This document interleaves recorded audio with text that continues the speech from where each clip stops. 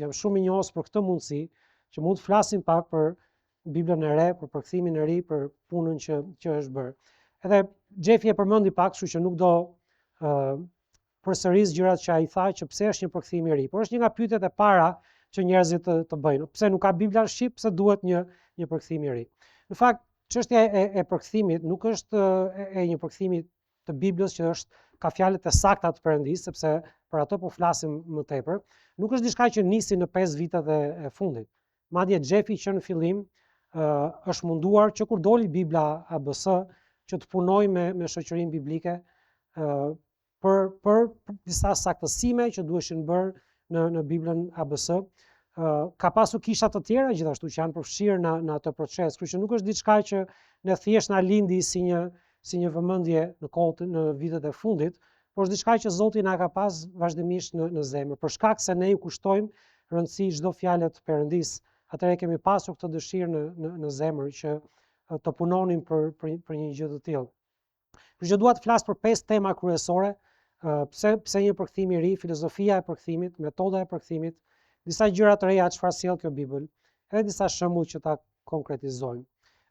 Ajo që ne po themi për këtë Bibël është që sjell më tepër qartësi, saktësi dhe vijueshmëri në fjalët e Perëndisë. Dhe pastaj kur të futemi te pjesa e shembujve, besoj do jetë pak më e qartë çfarë kuptimi kanë këto gjëra, pra saktësi, qartësi dhe vijueshmëri në fjalën e Perëndisë. Është një ruajtje e linjës së saktë të Biblës.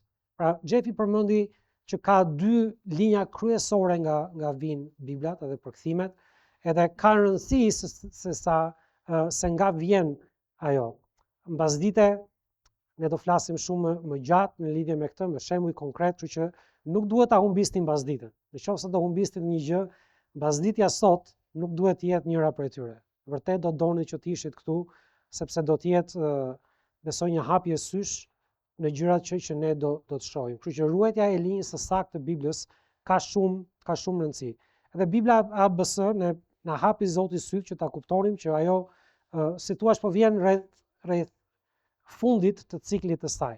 Për shkak se kanë dalë dhe Bibla të tjera nga linja të tjera të Biblës dhe ata që ja kanë pasur atë Bibël që në fillim që e botuan, tani kanë vite që merren me gjërat të tjera, pra nuk kanë interes që ta vazhdojnë ruajtjen dhe mirëmbajtjen e asaj Bible, kështu që Zoti na hapi syt që të kuptonim që ne jo vetëm që nuk do e kishim, do ta humbisnim atë Bibël, sepse nuk po printohet më. Edhe ka vite kjo gjë. Kështu që Zoti na hapi syt që të kuptonim që ne mund ta humbasim edhe këtë që kemi brenda brezit ton. Edhe kjo nuk është diçka që ne mund ta gëlltisnim lehtë. Sepse si studiues të fjalës së Perëndisë, fjala e Perëndisë ka shumë rëndësi për ne, por edhe për vijueshmërinë, çfarë do t'i lëm brezave që do të vinë. Gjithashtu ky përkthim i ri vjen me vegla studimit, të cilat janë prezantuar, po janë shumë minimale, kemi shumë gjëra të tjera që po vazhdojmë të punojmë edhe që do t'i prezantojmë dal nga dal. Filozofia e përkthimit, pra kur njëri merr edhe përkthen një Bibël, ka shumë të bëj qasja që ai person ka ndaj fjalës Perëndisë. Dhe ajo që ne kemi vënë re ndërsa kemi folur këto 3 javët e fundit me persona të ndryshëm, besimtar, pastor, gjithashtu, është që ka 2 qëndrime të ndryshme ndaj kësaj. Disa janë vërtet rezistent dhe nuk e kuptojnë çfarë është bërë dhe pse është bërë, qëllimin pas saj, punës që është bërë dhe çfarë përfaqëson Bibla Kristoforitit të dytë. Dhe ka të tjerë, edhe ju jeni në këtë grup, që e keni parë ndryshimin dhe thoni lavdi Zotit për shumë nga gjërat që janë saktësuar edhe kanë ardhur më qartë. Sepse përpara se të futesh të fillosh një punë të tillë të përkthimit të Biblës, ka rëndësi çfarë beson ai që e merr përsipër këtë punë. Te Hebrejt 4:2 thotë sepse neve na u predikua ungjilli ashtu si edhe atyre, por fjala e predikuar nuk qe dobiprurse për ta, duke mos qenë e përzier me besim në ata që e dëgjuan. Edhe unë them si ka mundësi që ti e nje Biblën që ke pasur në dorë deri tani, merr diçka tjetër, edhe thjesht duke krahasuar disa gjëra, si ka mundësi që nuk e vë re ndryshimin ose gjërat që janë saktësuar, që vinë më të qarta, por sepse varet nga qëndrimi i zemrës. Nëse ajo që ti merr nuk përzihet me besim, atëherë nuk do jetë dobipruese për ty. Nuk do ta kuptosh vlerën e saj. Prandaj ka rëndësi që kur dikush merr një punë përsipër, sidomos në përkthimin e Biblës, çfarë besojnë këta persona? Xhefi përmendi që me botimin e tekstit kritik 1881 të Biblës, ata njerëz që e adoptuan atë qasje, u nisën nga një parim i vetëm. Ata donin të hidhnin poshtë autoritetin e Biblës King James. Si Westcott edhe Hort, të dy studiuesit dhe përkthyesit që u morën me ato punë, kishin një urrëtie të papar për Biblën që vinte nga Textus Receptus. Textus Receptus është emri nga latinishtja që ju vu Biblës që vjen nga Antiokia. Do të thotë teksti që ne kemi marrë. Ky është teksti që besimtarët në ato kohë, në vitet 1500-1600, thanë, ky është teksti i shkrimit që Zoti na e ka dhënë. Ne e kemi marrë dhe e kemi pranuar dhe besojmë që ky është teksti. Dhe ata kishin një urrëtie të papar, e quajtën atë tekst i fëlliqur, i pështirë, sepse nuk donin një tekst që është autoritar dhe zëvendësuan autoritetin e shkrimit me autoritetin e arsimit. E vunë veten e tyre si njerëz të arsimuar, me diploma, etj, që vetëm këta janë ajo që Xhefi e përmendi më parë, Nikolaitët. Nikolaitët do të thotë që për shkak se ne dim gjuhët origjinale, për shkak se ne kemi diploma, neve na e shfaq Perëndia të vërtetën. Njerëzit e thjesht nuk mund të ta kuptojnë fjalën e Perëndisë. Në Bibël ne lexojmë që është fryma ai që na i shfaq të vërtetën. Nuk është shkollimi, nuk është inteligjenca e lartë që ne kemi, është marrëdhënia që ne kemi me Perëndim. Nuk po them që është gabim të studiosh apo të kesh diploma etj, por është gabim të mendosh që ato gjëra do të krijojnë ty avantazh apo preferencë përpara Zotit që ti do ta marrësh të vërtetën. Sepse e vërteta e fjalës Perëndis nuk është diçka që ne e mësojmë vetvetiu, është diçka që fryma na e mëson. Është puna e frymës së Perëndis që ta e mësoj dhe të na e zbuloj të vërtetën. Një njeri mund të ketë një inteligjencë shumë të lartë nga ana njerëzore, natyrale, por nuk do të thotë që ky njeri e kupton fjalën e Perëndis apo që i shfaqen të vërtetën e Perëndis. Çdo gjë varet nga marrëdhënia që ti ke me Perëndim. Psalmi 12, Zoti Xhefi e përmendi, fjalët e Zotit janë të kulluara, si argjenti sprovuar në një furrë dheu, i kulluar 7 herë. Është një proces që Zoti na i sjell fjalët e tij. Dhe ai e krahason këtë gjë ashtu siç pastrohet një metal në një furrë dheu, thotë. Pra, siç pastrohet argjendi ose ari, që ata e kalojnë në një proces nxehje dhe i heqin papastërtitë që mund të ketë qenë për shkak të vendit nga është nxjerrur nga dheu. Është një proces që kalon disa herë derisa të vijë në diçka që është e kulluar. Edhe ky është procesi që Zoti e përshkruan në lidhje me fjalët e tij. Prandaj ky përkthim nuk është i ri në kuptimin që doli nga hiçi. Jo, ky është një vazhdimsi e punës që Zoti ka bërë që nga Bibla e Reformimit. Zoti përdori Kristoforidhin që ta sillte ato fjalë, ato punë që ai bëri në shtetet e tjera, siç i përmendi Xhefi, me Bibla të tjera, Biblat e Reformimit, ta sillte edhe në gjuhën tonë nëpërmjet Kristoforidhit. Pastaj Bibla ABS vazhdoi në të njëjtën linjë nga Textus Receptus dhe kjo është vazhdimsi e asaj linje. Por është e rëndësishme që në filozofinë e përkthimit ne të dimë rolin e Perëndisë në ruajtjen dhe mirëmbajtjen e fjalëve të tij. E vutë re që ka 2 fjalë që Zoti përdor në lidhje me fjalën e tij. Thotë ai do ta ruaj, pra që nuk do ta cënoj dikush dhe do ta mirëmbaj. Çfarë do të thotë ta mirëmbaj? Do të thotë që do ta mbaj mirë. Do flasim pak më vonë se si Zoti e krahason fjalën e tij edhe me një far që mbillet. Dhe në pjesën e agronomisë është një fjalë që përdoret në lidhje me cilësinë e farës. Nëse fara e humb cilësinë e saj të mirë, përzihet me gjëra të papastra, me kimikate, ajo quhet farë e degeneruar. Dhe Xhefi e përmendi vargun nga 2 e Korintasve 2:17 ku Pali thotë që ne nuk jemi si shumë të tjerë që e degenerojmë fjalën e Perëndisë. Dhe ne e përdorim fjalën degenerim zakonisht në kontekstin moral, për të thënë që dikush është i degeneruar, nuk ka moral, por ajo nuk ka vetëm atë kuptim. Në kuptimin parsor ka të bëjë me diçka që humbet cilësitë e saj të mira. Përdoret në agrikulturë për farën dhe fjala e Perëndisë është ajo që Zoti ka mbjell në zemrat tona për të dhënë frytin që ai e dëshiron dhe kur dikush ndërhyn në atë far, ai e degeneron fjalën e Perëndisë. Domethënë ajo humbet cilësitë e saj të pastra. Është përzier me kimikatet e doktrinave të rreme.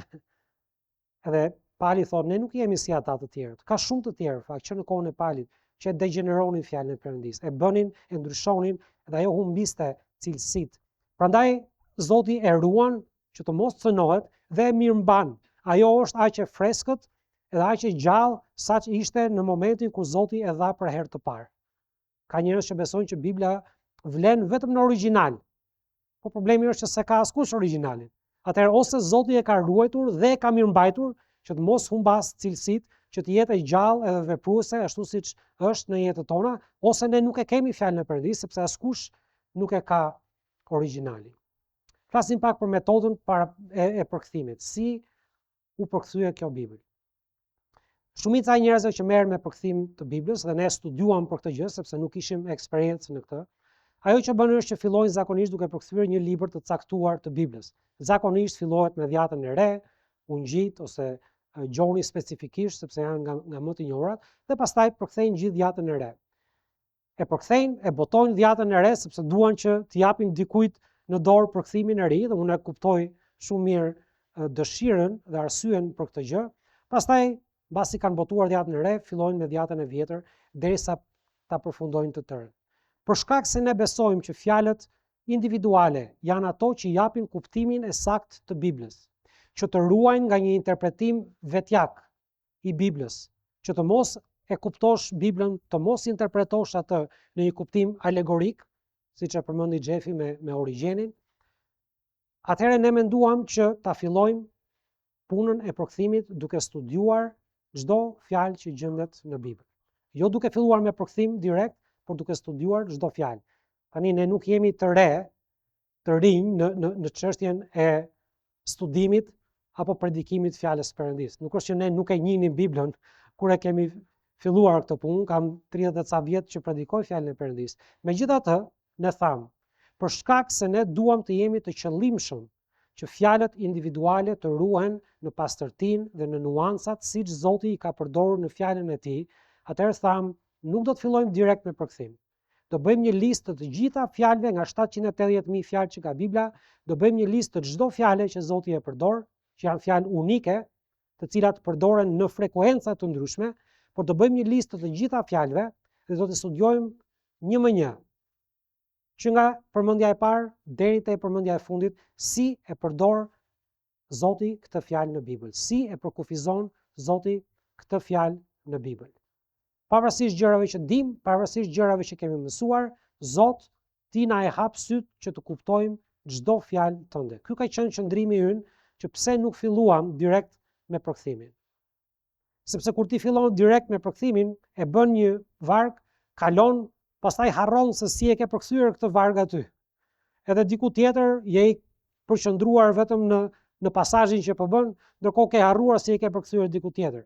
Edhe mund ta japësh me një sinonim, me një fjalë të ngjashme, okay, nuk është gabim në kuptimin parësor të fjalës gabim, por ti mund të humbasësh lidhjen e atyre fjalëve.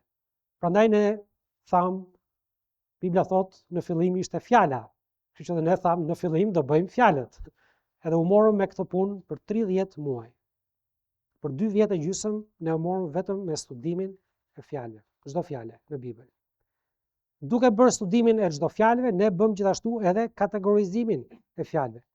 Kemi bërë kategori të cilat për fjalët që Bibla flet, të cilat shkojnë së bashku. Për shembull, të gjithë bimët në Bibël. Okej, kemi një kategori për to.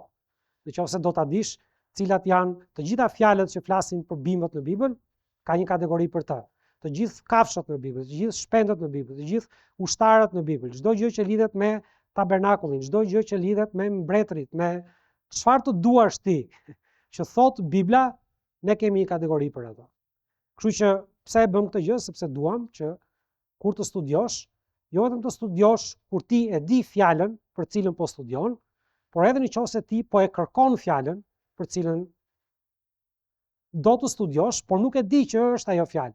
Për shembull në Bibël ka rreth 15 lloje ushtarësh. Okej, po nëse ti do t'i studiosh atë, ti duhet ta dish cilat janë këto fjalë që ta kërkosh. Por nëse ti nuk e di fjalën dhe atë po kërkon, ti po kërkon cilat janë këto fjalë. Atëherë, duke i kategorizuar fjalët, ne thamë që okej, do të sjellim vegla studimi në shqip, ashtu siç ne e studiojmë fjalën. Pra ne kemi bërë këtë gjë kur unë ulem edhe përgatis një mesazh, dua të njëjtat vegla studimi edhe në shqip, që ne ta studiojmë në shqip fjalën e Perëndisë. Për shkak se u morëm me fjalët fillimisht dhe bëm kategorizimin e tyre, gjithashtu kemi bërë edhe një udhëzues, një fjalor biblik për sqarimin e disa fjalëve, termave për cilat ka shumë nevojë që të ketë një fjalor biblik, një udhëzues biblik. Si e përkufizon Bibla këtë gjë? Shumë fjalë janë të thjeshta dhe fjalori i gjuhës shqipe mjafton. Një karrige, tavolina janë objekte dhe nuk ka një ndryshim të madh, Bibla i përdor në të njëjtën formë, por ka gjëra, sidomos në gjërat që janë konceptuale ose doktrinare, të cilat kanë nevojë për një sqarim si e përkufizon Bibla këtë fjalë. Për shembull, fjala pagzim.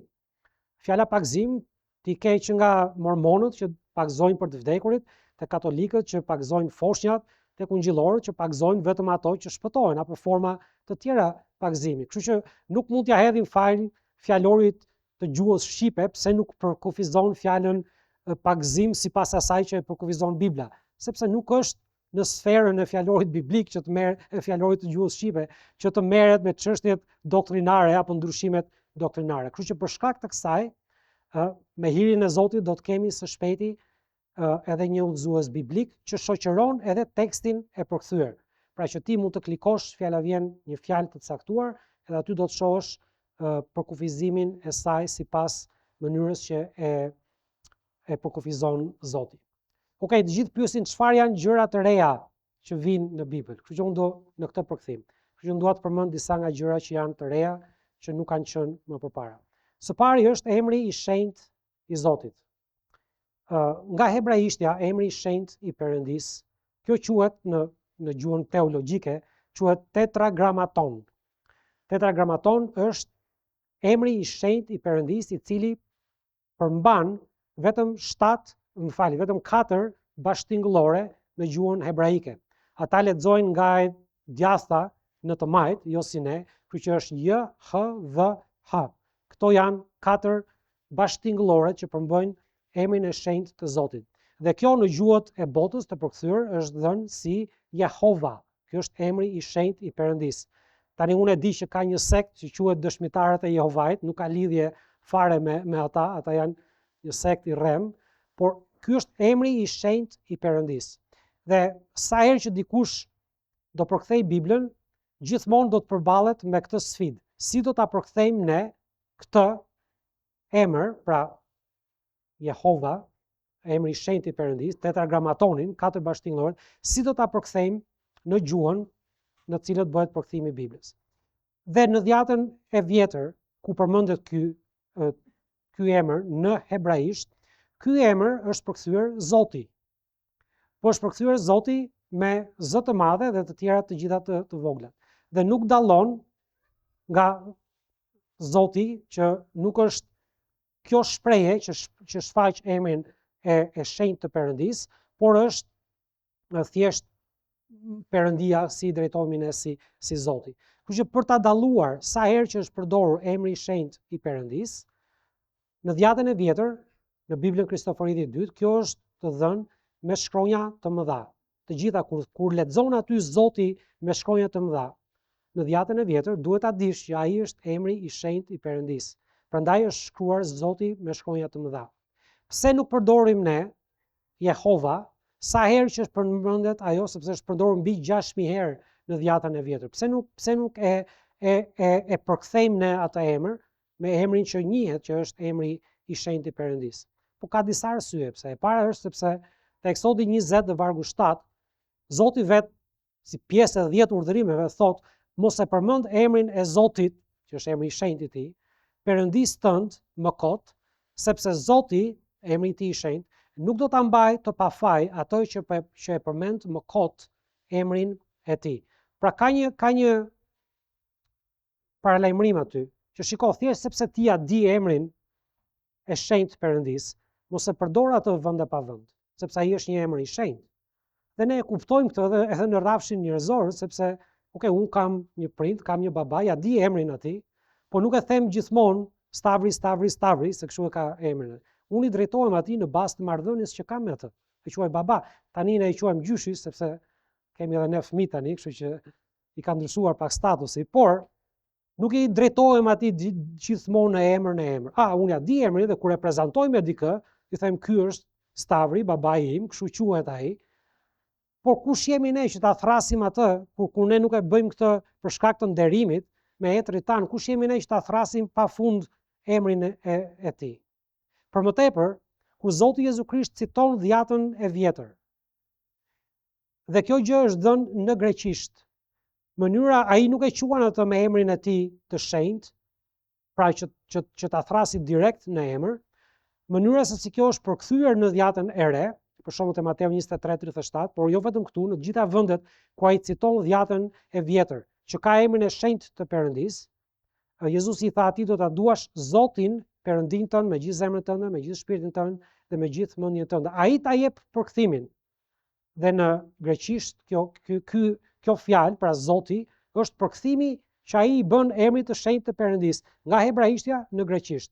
Kështu që nëse ti do ta dish çfarë të bësh me këtë emër, vetë Zoti Jezu Krisht ta ka dhënë përkthimin, sepse ai mori emrin nga hebraishtja dhe ta thot në greqisht dhe emri është Zoti.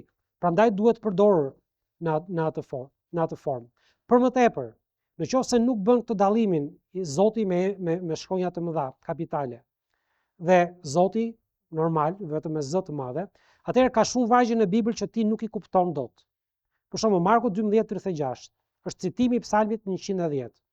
Thotë se vetë Davidi tha me anë të frymës të shenjtë, Zoti, me gjitha të mëdhaja, i tha Zotit tim, ulu ti përbrit dorës time të djathtë, derisa ti bëj armiqtë e tu stolin tënd të këmbëve. Është Davidi ai që në frymë flet për këtë gjë dhe kjo citohet 4 herë në dhjatën e re. Zoti i tha Zotit tim.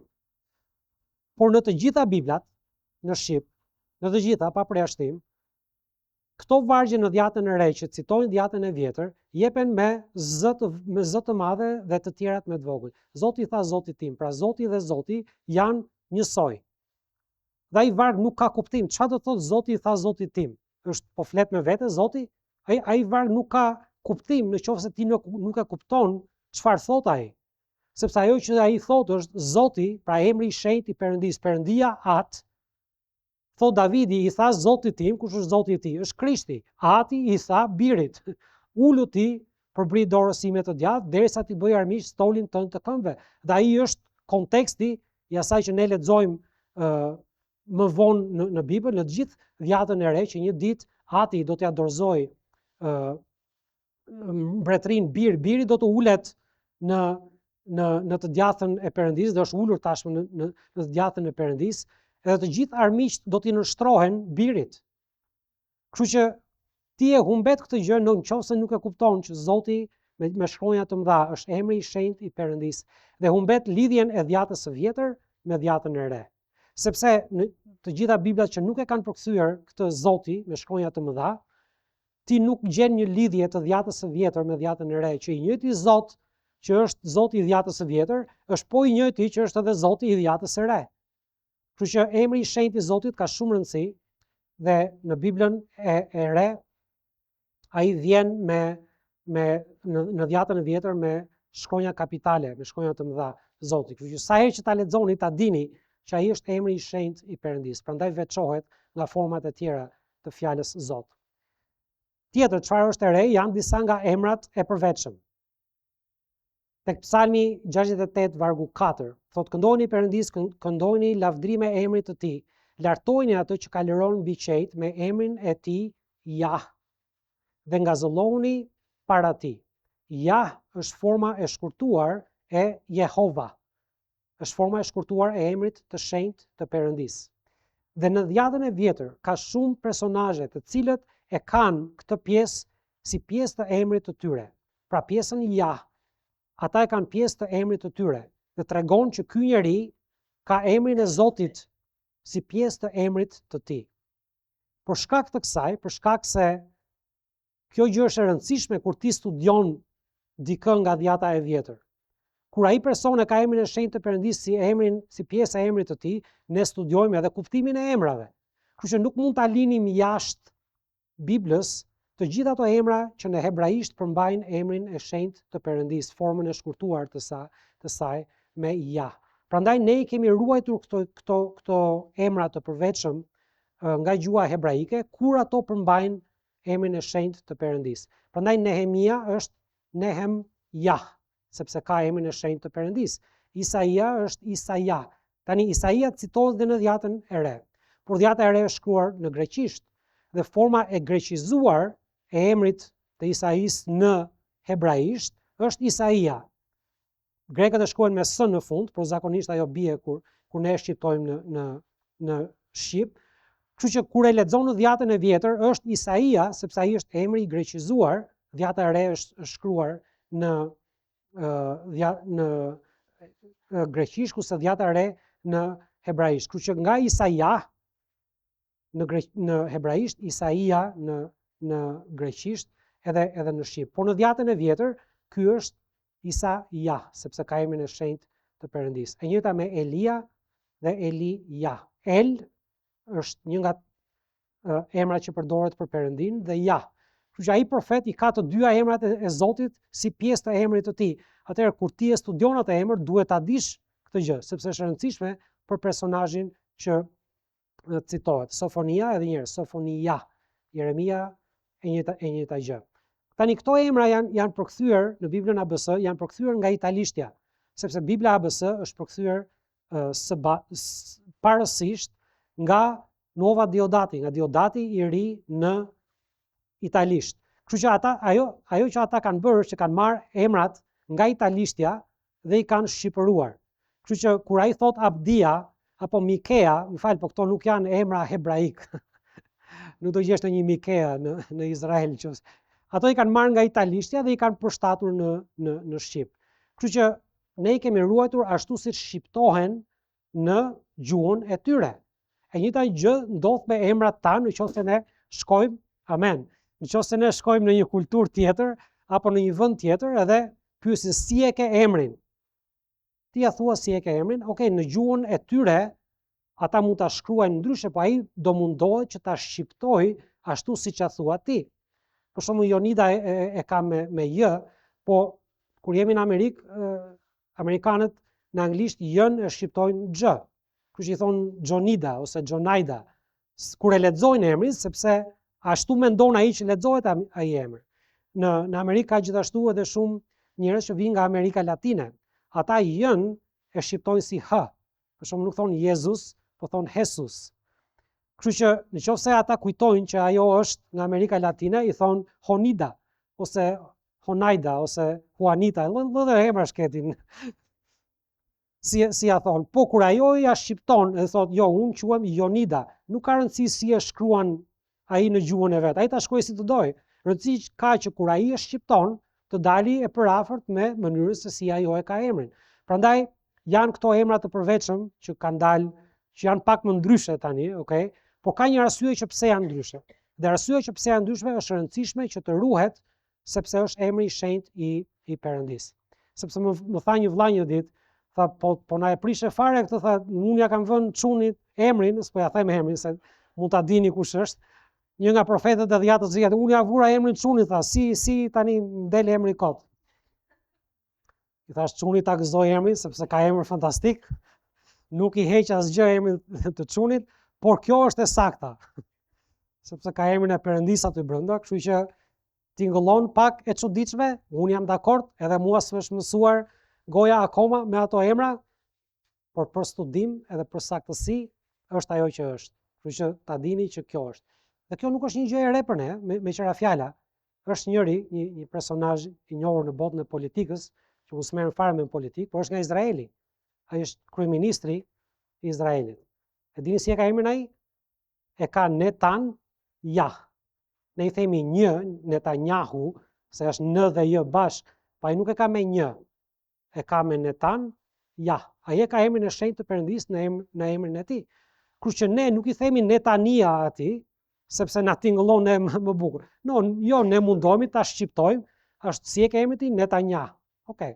E ka emrin e shenjtë, ja, e ka emrin e shenjtë të Perëndisë. Kështu që kur ne ja shqiptojmë emrin atij, mundohemi ta shqiptoj ashtu siç ai e ka në gjuhën e tij. Kështu që nuk është diçka e re apo e pazakontë, thjesht neve na është mësuar veshi për 30 vjet me një formë të caktuar, tani duket pak e çuditshme që t'i themi Elia, ku gjithmonë i kemi thënë Elia. Por ta dini që kjo është e re dhe është bërë për këtë arsye. Nuk ka qenë diçka rastësore apo e pamenduar, ka qenë diçka që është peshuar mirë dhe çdo gjë që është e re, ju a themi këtë me vërtetësi që ne e kemi menduar, e kemi konsideruar, jemi lutur për atë gjë, por primare për ne ka qenë saktësia e asaj që fjala thot. Jo thjesht si na tingëllojnë në gjërat, apo si na është mësuar veshi për 30 vjet. Prandaj ka ndodhur kjo gjë dhe duhet ta dini që është e re në këtë përkthim. Një gjë tjetër e re në këtë përkthim është përcaktimi gjinor i saktë i Trinisë. Deri tani ne kemi thënë Ati është mashkullor, Biri është mashkullor, por fryma është femërore. Ne themi fryma e shenjtë. Faktikisht në Bibël është fryma i shenjtë dhe jo e shenjtë, sepse fryma nuk është thjesht një emër. Okej, në gjuhën shqipe është emri që i përket gjiminisë femërore, por fryma është personi i tretë i Trinisë dhe nuk ka as gjini as njanse dhe nuk ka as gjini femërore.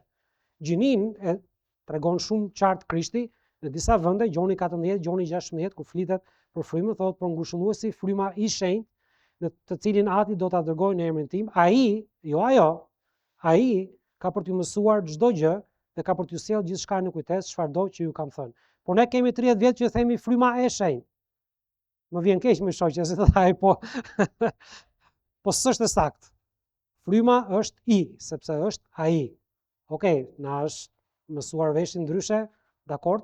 Është diçka e re, është diçka që ta kap syri më një herë, më tha një vëlla, e kishte kapur më një herë. Vetëm lexova disa vargje tha dhe pse është fryma i shenjtë. Po është për këtë arsye. Fryma është person.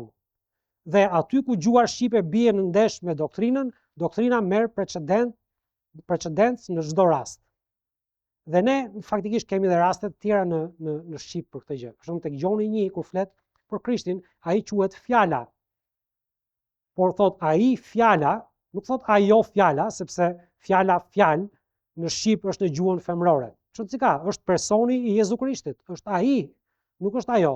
Atëherë nëse gjuha shqipe ka një kontradikt me doktrinën, doktrina fiton. Doktrina është e para. Prandaj është fryma i shenjtë. Kështu që këtë mund ta lexoni dhe do t'i bjerë në sy, padyshim, po ta dini që pse është kjo, ka një arsye për të. Gjinin ja ka dhënë Krishti, e zbulon Krishti, dhe është ai. Ka disa fjalë të reja që janë futur në përkthim.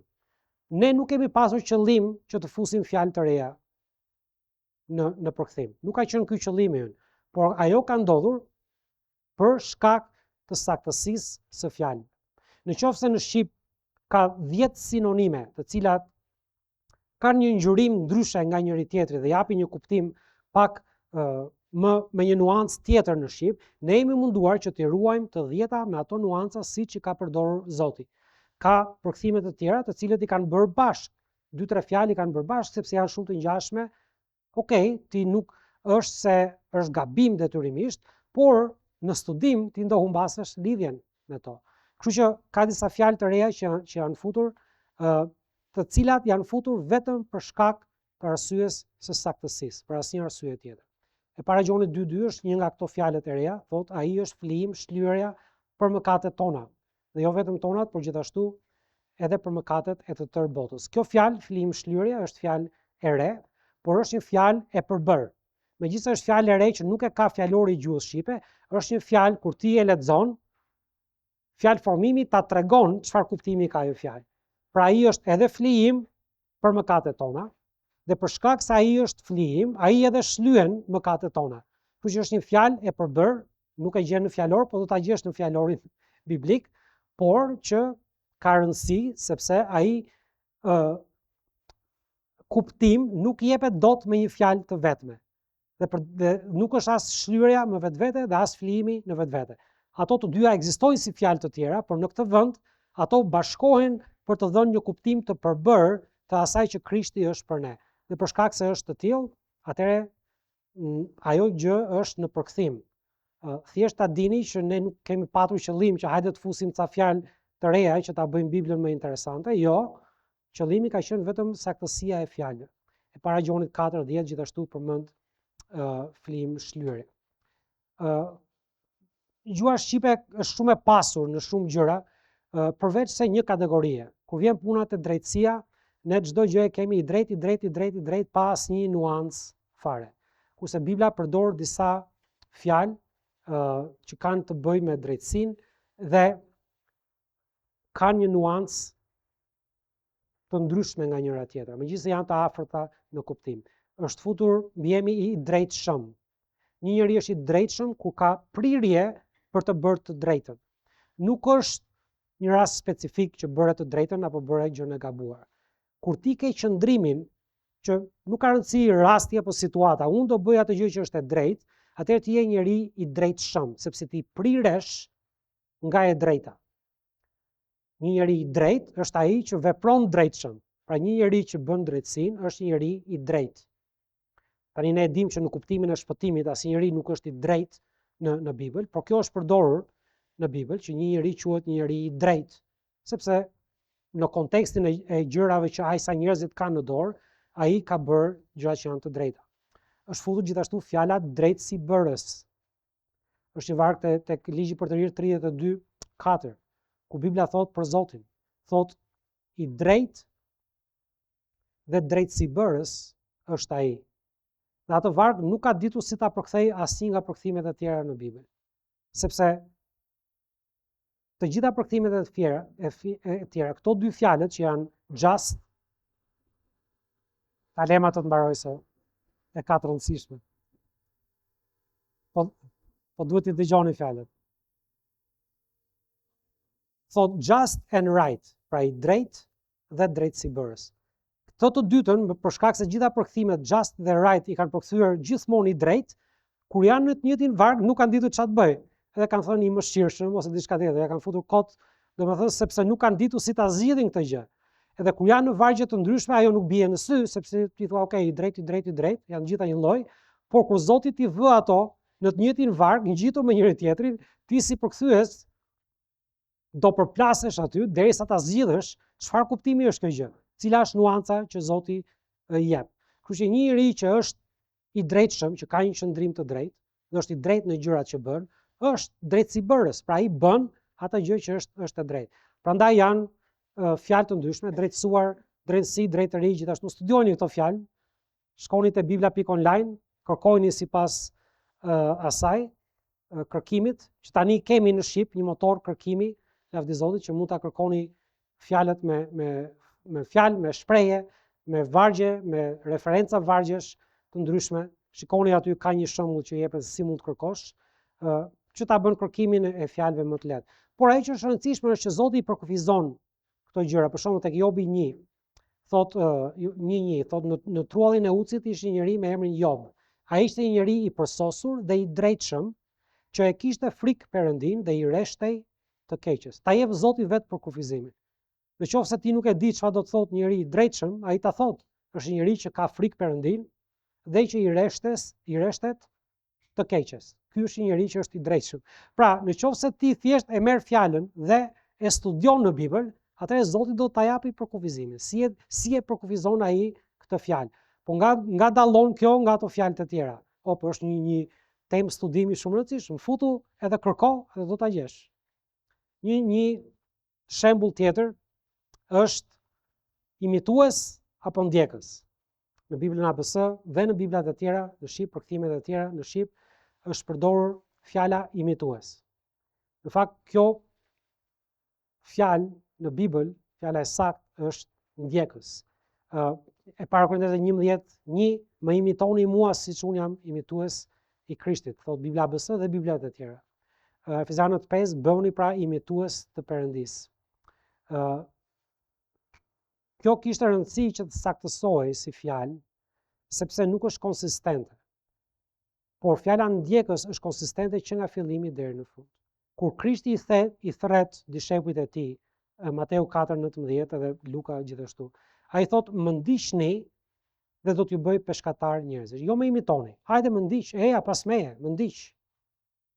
Prandaj te e para Korintasve 11, tani në Biblën Kristoforit i dytë është bëuni ndjekësit e mi, jo imituesit. Efezjanët 5, ndjekës të Perëndisë. Hebrejt 13:7 thot kujtoni ata që kanë udhëheqjen mbi ju, të cilët ju kanë folur fjalën e Perëndisë, ndiqni besimin e tyre. Jo imitoni besimin.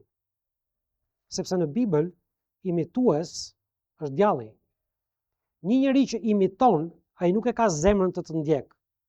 Ai kur shkon në cirk, që është kloni i cirkut, ai është imitues. Është gaztor. Ai bën mimikën, kopjon veprimet apo shprehjet, por ai nuk e ka zemrën të ndjek dikë. Ky është imituesi. Ndjekësi është diçka komplet tjetër. Ndjekësi e ka zemrën që të vi pas.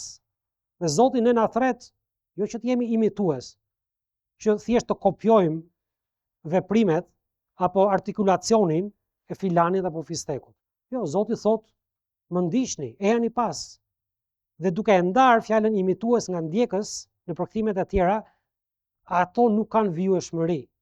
Ti nuk e studion dot atë fjalë pa ndërprer, sepse ato e kanë thyer ndërprer atë vijshmërinë duke futur një fjalë tjetër. 2 Korintasve 11 thot sepse të tillët janë apostujt të rrem, punëtor mashtrues, që transformoi veten në apostujt të Krishtit, dhe s'është për t'u manitur, se Satani vet transformohet në engjëll drite.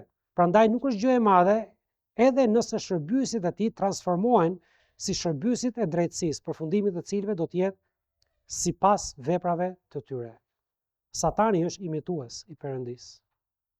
Po ai nuk është ndjekës i Perëndisë. Edhe ai transformohet, ai merr një shembull, një formë tjetër. Është shfaqet si engjëll drite. Ai ka aftësi të imitojë gjërat e Perëndisë. Po ai nuk është ndjekës. Edhe Zoti ne nuk na thret që ne të jemi imitues. Zoti na thret që ne të ndjekim. Edhe kjo gjë jep vijshmëri. Kështu që kur ne folëm në fillim që kjo Bibël sjell qartësi, saktësi dhe vijshmëri, për këtë e kam fjalën kur themi vijshmëri.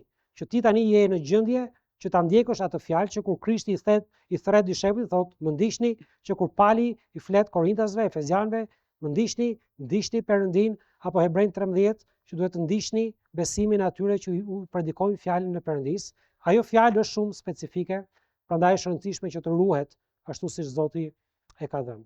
Një gjë tjetër që unë nuk e kuptoj pse nuk ka ndodhur kjo gjë në Shqip, sepse është aq e thjeshtë dhe aq e dukshme, saqë nuk e di pse nuk është bërë më përpara, por janë fjalët burr edhe bashkëshort. Në gjitha përkthimet e Biblave në Shqip, pa përjashtim, këto dy fjalë janë dhënë në një fjalë të vetme, që është fjala burr. Tani në Bibël edhe jashtë Biblës ka ndryshim një burr nga një bashkëshort. Jo çdo burr është bashkëshort. Çdo bashkëshort është burr, dash Zoti, por jo çdo burr, duhet të thonë kjo ndodhet e sotme, po jo çdo burr është bashkëshort. Krishti ishte burr, por nuk ishte bashkëshort. Nuk ishte i martuar. Pali ishte burr, por nuk ishte bashkëshort. Timoteu e të tjerë gjithashtu. Ka raste kur Zoti i drejtohet burrave, pavarësisht nga statusi i tyre martesor, nuk ka lidhje, i drejtohet vetëm burrave. Ka raste kur Zoti i drejtohet vetëm bashkëshortëve ose bashkëshorteve. Atëherë në këtë përkthim do të shikoni që kur Zoti përdor fjalën bashkëshort ose bashkëshorte, është ajo fjalë.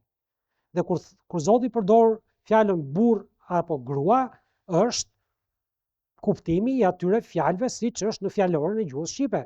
Burri në fjalorin e gjuhës shqipe është person madhor i gjinisë mashkullore. Ky është burri, bëhe madh e shtypit, bëhe vogël e shtypit. Bashkëshorti është një burr i cili është në marrëdhënie martësore. Efezjanët 5:25, të gjitha Bibla thotë burra duheni gratë tuaja. Kush janë gratë e një burri? Ose ju gra nështroheni burrave tuaja. Kush janë burrat e një gruaje? Burrat e lagjes? Shefi? Për kë e ka fjalën? Jo, ajo është në kontekstin martesor. Ju bashkëshort duheni bashkëshortet tuaja. ju bashkëshorte nënshtrohuni bashkëshortëve tuaj. Dhe, nuk është gjë e madhe në kuptimin që ne në përditshmëri e përdorim kjo është gruaja ime. E kuptoj edhe e mirë kuptoj argumentin. Por fjalët janë në shqip. Nuk është që këto fjalë nuk ekzistojnë në shqip, edhe ne po shpikim diçka. Atëherë, kur Zoti përdor fjalën burr, e themi burr, kur thot bashkëshort, bashkëshort. Është interesante tek biseda që Krishti ka me gruan samaritane te pusi i Jakobit, te Gjoni 4. Te gjitha Biblat në shqip thot, kur Jezusi flet me të, thot, shko thirrë burrin tënd dhe eja këtu. Gruaja u përgjigj dhe i tha, unë nuk kam burr. Jezusi tha, mirë, the, nuk kam burr, sepse ti kishe 5 burra dhe ky që ke tani nuk është burri yt. Në qoftë se nuk e kupton dallimin midis burrit dhe bashkëshortit dhe fjalëve që Krishti ka përdorur, i gjithë ky dialog nuk ka kuptim. Sepse ai nuk i thot shko thirr burrin. Burr kishte ajo. Ajo s'kishte bashkëshort. Ai i thot shko thirr bashkëshortin, sepse ai thot ky që ke tani, pra e kishte ajo. Edhe burri ishte ai që e kishte. Dhe në qoftë se biseda do të ishte shko thirr burrin tënd, Krishti i tha asaj diçka që ajo nuk e bënte dot, sepse ajo nuk ishte bashkëshort. E thash shko thirr bashkëshortin tënd. Por në qoftë se ai do t'i kishte thënë shko thirr burrin, ajo mund ta bënte, mund të shkonte, se e kishte burrin.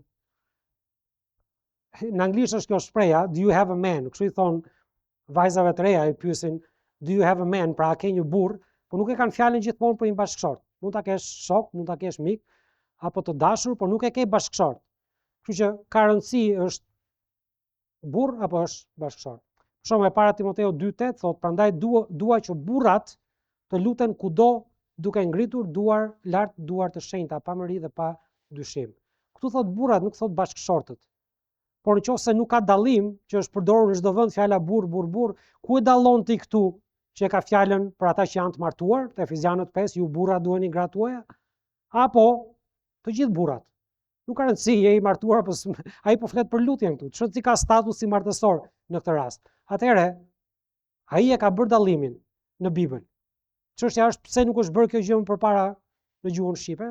Nuk e di arsyet pse nuk është bërë. Ndoshta sepse në përditshmëri ne i përdorim në atë formë, por janë fjalë specifike dhe ndonjëherë bëjnë diferencën. Ti duhet ta dish kujt po i drejtohet Krishti apo fjala e Perëndisë. Një shembull tjetër. Janë dy fjalë që përdoren për konceptin e mbjelljes në gjuhën shqipe dhe në çdo gjuhë, faktikisht.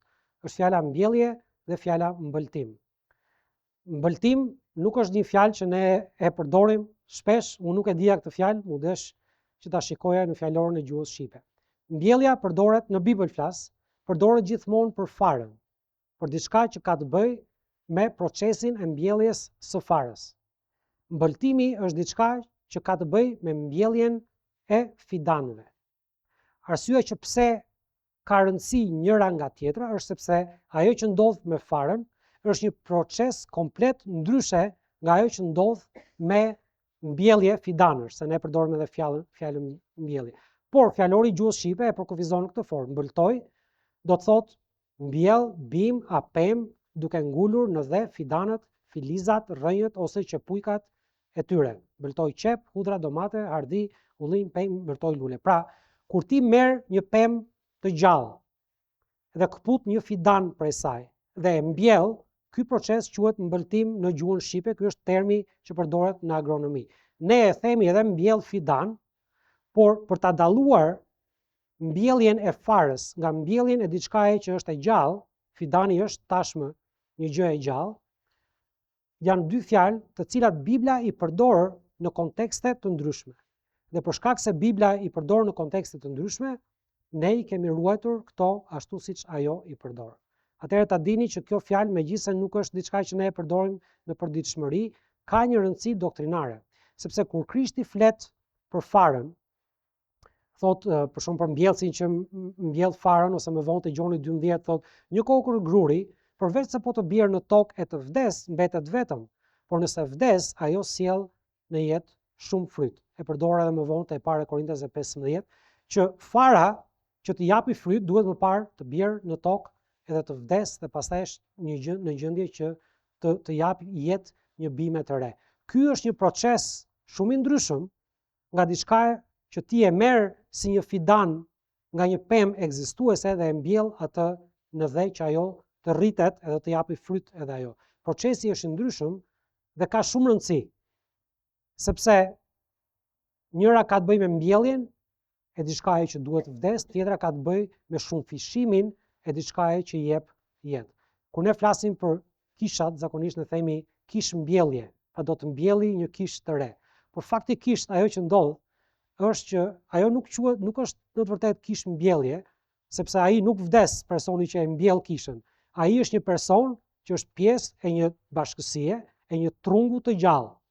Dhe ai që Zoti bën është e shkëput atë si një fidan dhe e mbëlton, e mbjell, por është fidan i gjallë, i cili mbillet në një tokë tjetër, mbëltohet, nëse mund ta përdorim fjalën e saktë agronomisë, dhe ai, siç është i vogël si fidan, do të rritet edhe do të japi fryt. Nuk është vdekje. E para është vdekje, e dyta nuk është vdekje. Atëherë, meqense Zoti e përdor këtë nuancë, ne kemi ruajtur këtë. E jo, po kjo tingëllon shumë e çuditshme. E di, por po ta studiosh, kaloje pak pjesën si tingëllon, merre studioje, do të zbulosh diçka aty. Kur Krishti flet për shëmbulltyrën e mbjellësit, Mateu 18, Luka e tjerë, ai flet për farën që bie në dhe. Edhe ajo duhet të vdes që të jap fryt. Është një tjetër gjë. Tek Ezekieli 17 është një profeci e asaj që Zoti do të bëjë me kombin e Izraelit. E vargu 22 thotë, kështu thot Zoti Perëndi, do të marr gjithashtu nga dega më e lartë e cedrit, do ta vë të mbëltohet, nga maja e degzave të reja, e tij të reja, do të këpus një filiz të njom e do ta mbëltojë mbi një mal të lartë të spikatur. Do ta mbëltojë atë në malin e lartësisë së Izraelit. Ai ka përprodhuar remba, ka për të mbatur fryt, ka për të bërë një cedër i bëshëm, fluturaku i çdo lloj flatre, do të banojnë nën të, ata do të banojnë në hijen e degëve të tij. Ai flet për kombin e Izraelit, ndërkohë që ata janë në robëri. Edhe ai thotë që e krahason ajo që ai do të bëjë me kombin e Izraelit, e krahason me procesin e mbëltimit. Edhe ai thotë shumë qartë që do ta presi si një degës, si një filiz, e do ta mbjell diku tjetër. Pra ai do t'i kthejë ata nga robëria, po ata do të kthehen të gjallë. Ka njerëz që besojnë që kombi i Izraelit duhet zhdukur, sepse ata e refuzuan Krishtin. Zoti ka mbaruar punë me kombin e Izraelit, po Izraeli nuk vdes, sepse Zoti i mban. Zoti do t'i gjykojë, padyshim, por nuk zhduket dot ai komb, sepse Zoti i bëri Abrahamit një premtim që sipas farës tënde ai do t'i jepte atyre një bekim. Kështu që vetëm kjo fjalë e mbjelljes ose mbëltimit, ty duke patur fjalën mbëltim, ty të detyron që ti ta studiosh e ta kuptosh që pse kjo doktrinë e ruajtjes së Izraelit është pikërisht ajo që Zoti thotë që ai do ta ruajë atë dhe si një filiz do ta çojë, do ta mbjell diku tjetër dhe aty ajo do t'i jap fryt. E di që tingëllon pak çuditshëm, por doktrina ka rëndësi. Kështu që doktrina merr përparësi. Janë 3 fjalë në këtë përkthim që janë të reja dhe që bazohen të tëra në fjalën gjen. Ne i themi ADN, ose kështu i thotë shkenca sot, ADN-ja, ajo që është përcaktuese për çdo qenie të gjallë. Fjala shqip ka fjalën gjen brenda dhe këto fjalë janë gjenerim, degenerim dhe rigjenerim. Studioni këto, shkoni te biblia.online, nuk dua t'i bëj reklam, por shkoni, kërkojini këto 3 fjalë, shifesi përdor Zoti ato fjalë. Te Verbrat 17 thotë sepse ne jemi gjenerim prej tij. Do të thotë ne na krijoi Perëndia. Gjenin, ADN-n që ne e kemi sepse Zoti e krijoi. Meqense pra ne jemi gjenerim prej Perëndis, nuk duhet të mendojmë etj. Ktu përdoret kjo fjalë. Përdoret në vende të tjera. Te Zanafilla 6 flet për degenerimin dhe Perëndia vështroi mbi dhe ja ai ishte degeneruar. Sepse çdo mish e kishte degeneruar udhën e vet mbi dhe. Psalmi 14 thot ata janë degeneruar, kanë kryer vepra të neveritshme. Te Jeremiau 2:21 thot ama unë të mbëltova hardhi fisnike, tërësisht far e drejt. Si pra e ndryshove në mbëltimin e degeneruar të një hardhie të huaj për mua. Mbani mend që folim që fjala degenerim nuk është vetëm në kuptimin moral, përdoret në atë formë, i lexuam vargjet më përpara, por përdoret edhe në formën e humbjes së veçorive të forta dhe cilësive me të cilat ajo është krijuar. Një far e degeneruar, një bim e degeneruar është një bim që ka humbur cilësitë me të cilat ajo është krijuar, bio, siç e themi ne. E dyta Korintasë 2:17 përdoret edhe për fjalën e Perëndisë, sepse fjala e Perëndisë është një far. Ka njerëz që e degenerojnë atë, ja kanë humbur cilësitë e saj të pastra. E Parapjetrit 1:23, që ju jeni të rilindur jo nga një far që degenerohet, fjala e Perëndisë nuk i humbet cilësitë, por nga një e pa degenerueshme, nga fjala e Perëndisë. Dhe është fjala rigjenerim. Titi 3:5 thotë, jo me anë të veprave të drejtësisë që ne kemi bërë, por sipas mëshirës së tij ai na shpëtoi me anë të larjes së rigjenerimit dhe ripërtëritjes nga fryma i shenjtë. Dhe te Mateu 19 përdor të njëjtën fjalë, Jezusi u tha në të vërtetë ju them, ju që më keni ndjekur në rigjenerimin, kur biri i njeriu të ulet në fronin e lavdisë së vet, edhe ju keni për të ulur mbi 12 frone për të gjykuar të 12 fiset e Izraelit. Ajo që Zoti na tregon në lidhje me këtë doktrinë është që gjenerimi ka të bëjë me krijimin që vjen nga Perëndia. Ai krijon, ai e jep ADN-n. Vetëm Zoti mund ta bëjë këtë gjë. Jo po shkencëtarët kanë krijuar, jo, shkencëtarët kanë marrë çka krijoi Zoti dhe i kanë manipuluar. Vetëm Zoti e krijon gjenin, ADN-n. Ai ta jep.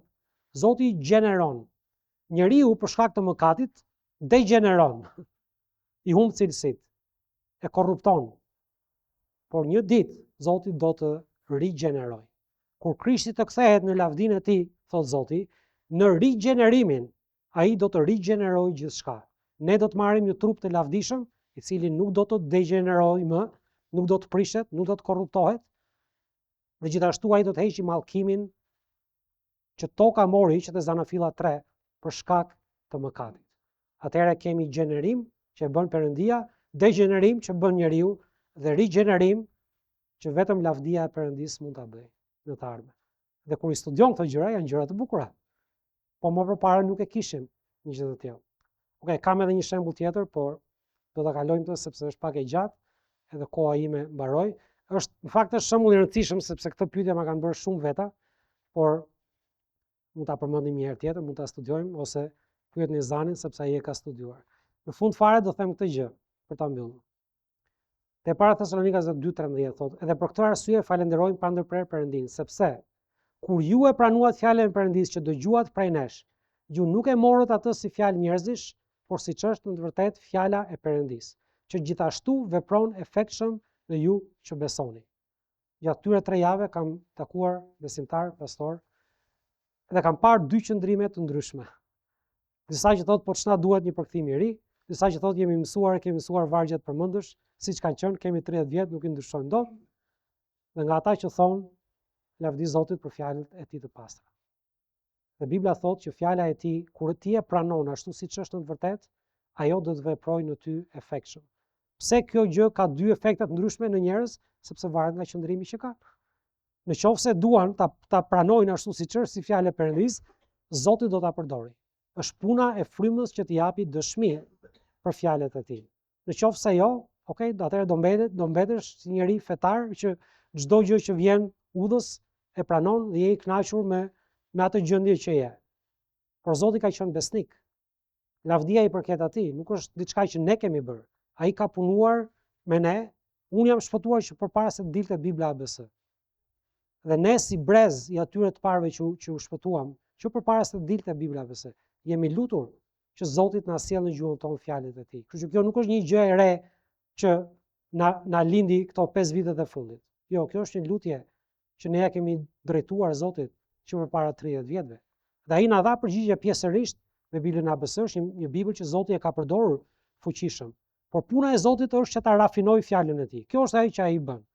Kështu që ne e shohim veten jo si një gjë të re që po e sjellim ne si risi, jo, është vazhdimsi e punës që bëri Qëmi Kristoforidi, me Biblën e Kristoforidit, në vitin 1800, me qiriazët të cilët vazhduan të njëjtën punë dhe rilindas të tjerë që e përdorën atë Bibël me Biblën ABC dhe tani në një formë më të kulluar me Kristoforidin e dytë.